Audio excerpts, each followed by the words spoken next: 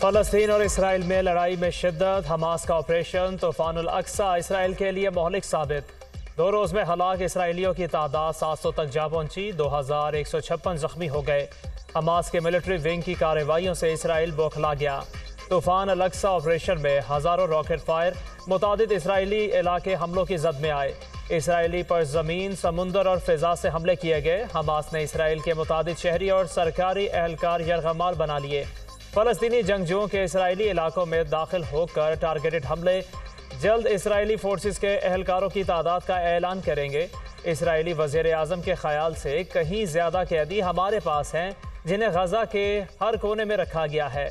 اسرائیلی طیاروں کے حملوں سے قیدیوں کو نقصان پہنچ سکتا ہے۔ ترجمان حماس۔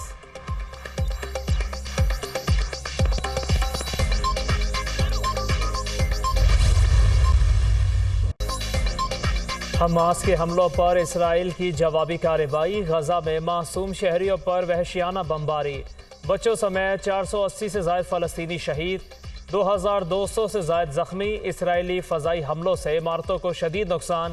اسرائیل کا غزہ کے لیے تمام سپلائی معطل کرنے کا اعلان، فیول، اشیاء اور بجلی کی سپلائی معطل کر دی۔ غزہ رات بھر اسرائیلی بمباری سے گونجتا رہا۔ اسرائیلی فوج نے غزہ پر مکمل قبضہ کرنے کی دھمکی دے دی۔ اگلے 12 گھنٹے میں غزہ انکلیو ختم کر دیں گے۔ اسرائیلی حکومت کا اعلان، 42 سالہ کمانڈر نے حال کی ہلاکت کی تصدیق کر دی۔ اسلامی تعاون تنظیم کی جانب سے فلسطینیوں کے خلاف اسرائیلی جارحیت کی مذمت، عالمی برادری مداخلت کرے اور جارحیت رکوائے۔ علاقائی عدم استحکام کی وجہ اسرائیل کے فلسطینی علاقوں پر حملے ہیں۔ عالمی برادری نہتے لوگوں کو تحفظ کرے۔ فلسطینی علاقوں سے اسرائیلی قبضہ ختم کرانے کے لیے سنجیدہ سیاسی عمل کی ضرورت ہے۔ اعلامیہ، اسلامی تعاون تنظیم۔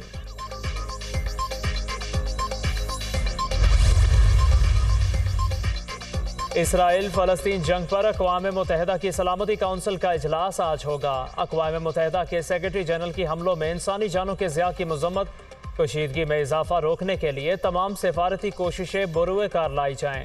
Antonio Guterres.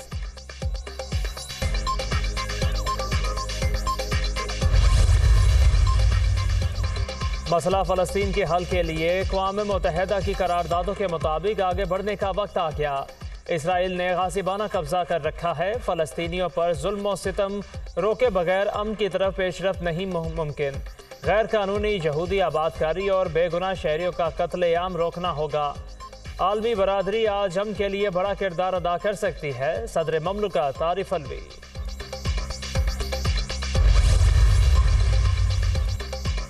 جمعیت علماء اسلام کا آئندہ جمعہ کو یوم یکجہتی فلسطین منانے کا اعلان، فلسطینیوں کے موقف کے ساتھ کھڑے ہیں۔ فلسطینی مجاہدین کا اسرائیل پر حملہ تاریخی کامیابی اور مارکا ہے۔ فلسطینی مجاہدین نے اپنے علاقوں کو اسرائیل کے غاصبانہ قبضے سے چھڑایا ہے۔ حملے نے اسرائیل کے دفاعی نظام اور ان کے غرور کو زمیں بوس کر دیا۔ ہمارے ہاں ایک طبقے نے اسرائیل کو تسلیم کرانے کی ناکام کوشش کی۔ JUI سربراہ مولانا فضل الرحمان کا فلسطین اسرائیل صورتحال پر بیان۔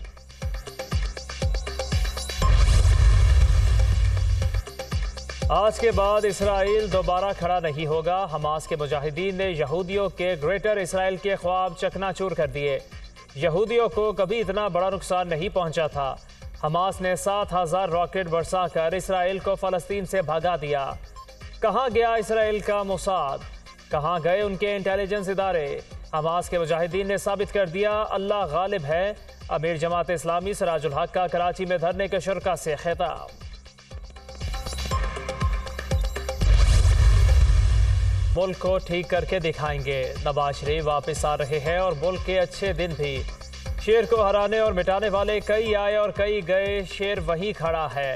نواز شریف کے ووٹ پر ڈاکہ ڈال کر گھڑی چور کو حکومت دی گئی۔ جنہوں نے خدمت کرنی تھی وہ گالی دیتے رہے اور الزامات لگاتے رہے۔ مریم نواز کا جارحانہ انداز، سازش کے ذریعے نواز شریف کو اقتدار سے نہ نکالا جاتا تو آج پاکستان کا یہ حال ہوتا۔ آج سفید پوش گھر بیماری آ جائے تو سوچتا ہے بل ادا کروں یا دوائی لوں۔ پوچھنا چاہتی ہوں سی پیک کس نے بنایا؟ سڑکوں کو جال پورے ملک میں کس نے بچھایا؟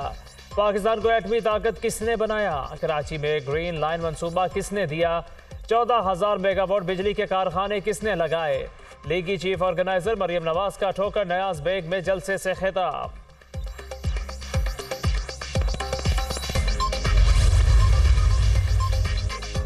پروپیگنڈا کیا گیا کہ نواز شریف واپس نہیں آ رہے، وہ 21 اکتوبر کو ضرور پہنچیں گے۔ ان کے پاس ملک کو بحرانوں سے نکالنے کا وسیع تجربہ ہے۔ انہیں جب بھی اقتدار سے نکالا گیا وہ زیادہ مضبوط ہو کر واپس آئے۔ 2017 میں مخالفین نے سازش نواز شریف کے خلاف نہیں، ملکی ترقی کے خلاف کی۔ نون لیگی رہنما عظمہ بخاری کی لاہور میں نیوز کانفرنس۔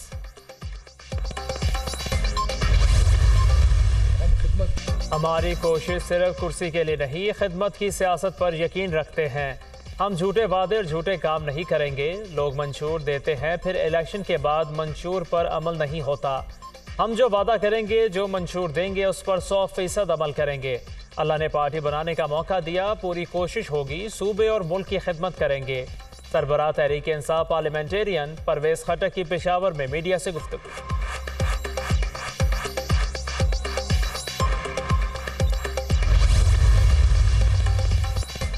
تارکین وطن کا جانا ریاستی پالیسی ہے، اس معاملے پر کوئی دباؤ برداشت نہیں کیا جائے گا۔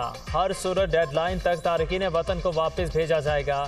تارکین وطن کو باعزت طریقے سے اپنے وطن بھیجیں گے۔ امید ہے اس معاملے پر افغان حکومت تعاون کرے گی۔ ماضی میں غلطیاں ہوئیں، اب ان غلطیوں کو نہیں دہرائیں گے۔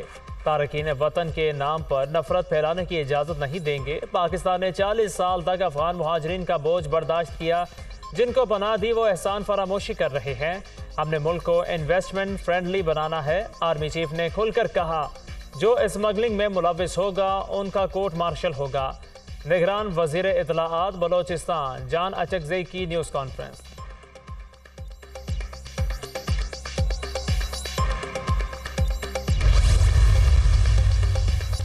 سپریم کورٹ میں پریکٹس اینڈ پروسیجر ایکٹ پر سماعت آج پھر ہوگی۔ چیف جسٹس قاضی فائز عیسیٰ کی سربراہی میں فل کورٹ سماعت کرے گا۔ عدالتی کارروائی براہ راست نشر کی جائے گی۔ درخواست گزار امیر خان نے پارلیمنٹ کی کارروائی کا ریکارڈ جمع کروا دیا۔ سپریم کورٹ کا فل کورٹ اب تک 2 اور لارجر بینچ اس کیس کی 5 سماعتیں کر چکا۔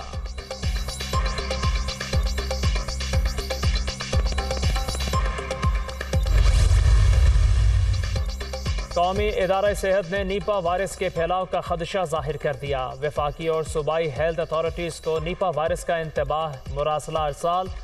بھارت سے نیپا وائرس کی پاکستان منتقلی ممکن ہے۔ ملک میں نیپا وائرس منتقلی کا خطرہ بدستور موجود ہے۔ پھیلاؤ کے خدشات کم ہیں۔ نیپا وائرس انسان جانوروں میں شدید بیماری کا سبب بنتا ہے، جو متاثرہ مریض سے قریبی افراد کو منتقل ہوتا ہے۔ قومی ادارہ صحت کا انتباہی مراسلہ۔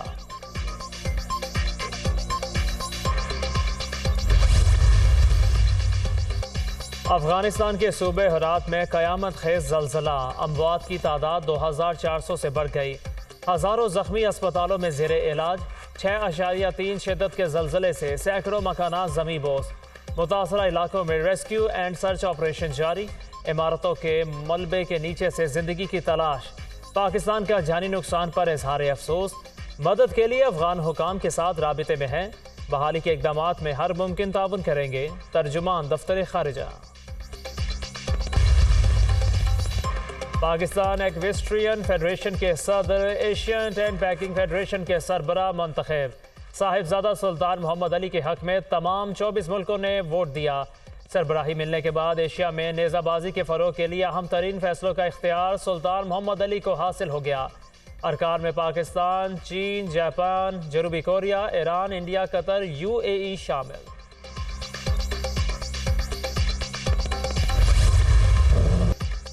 گلگت بلتستان کے علاقے شگر کے سرد صحرا میں میلہ کولڈ ڈیزرٹ ریلی کا فائنل راؤنڈ۔ ریسر عادل عبداللہ نے میدان مار لیا۔ 80 کلومیٹر طویل ٹریک 47 منٹ اور 55 سیکنڈ میں عبور کیا۔ ریتلے ٹریک پر 122 ماہر کار ریسرز اور 38 بائیکرز نے خوب جوہر دکھائے۔ جرمن جوڑے نے بائیک دوڑا کر ریس کو 4 چاند لگا دیے۔ فراٹے بھرتی گاڑیوں کو دیکھ کر شہری بھی خوب محظوظ ہوئے۔